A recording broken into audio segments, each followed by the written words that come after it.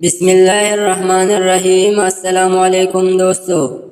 ایک دوست کہنے لگا کہ میرا رشتہ ہو گیا ہے مگر میں نے وہ رشتہ توڑ دیا ہے۔ میں نے پوچھا کہ کیوں توڑا؟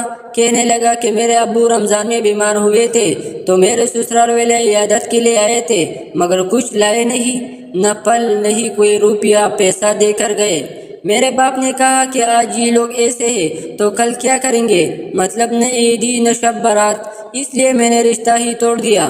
مگر میں نے کہا کہ یار یہ بتاؤ کہ اس لڑکے کے گھر والوں کے حالات کیسے تھے؟ کہنے لگا کہ بہت غریب لوگ ہیں، کاج کام کرتے ہیں تو 2 ٹائم کی روٹی بمشکل کھاتے ہیں۔ میں نے کہا کہ میرے بھائی، جب آپ ان کی غربت کے بارے میں سب جانتے ہیں تو کیا آپ یہ جانتے ہیں جس سے رشتہ توڑا ہے ان ماں باپ پہ کیا گزری ہوگی، اس بیچاری لڑکی پہ کیا گزری ہوگی کہ مجھے غربت کی وجہ سے چھوڑ دیا گیا؟ یار میرے ابو کہتے ہیں کہ اب رشتہ امیر گھرانے میں کراؤں گا جو جہیز شب برات عید سب دے سکے، جو تمہیں کاروبار سیٹ کروا سکے۔ میں مسکرایا اور دل ہی دل میں سوچنے لگا کہ تمہارے ابو کہتے ہیں یا تمہارا دل کہتا ہے؟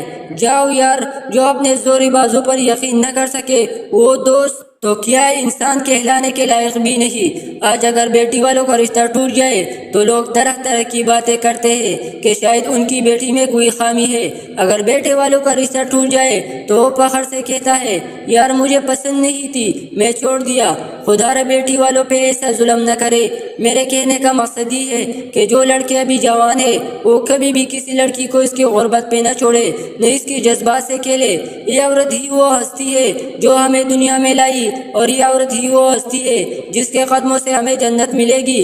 بس روپ بدل لیتی ہے ماں کا، بیوی کا، بہن کا، مگر ہوتی تو عورت ہی نہ۔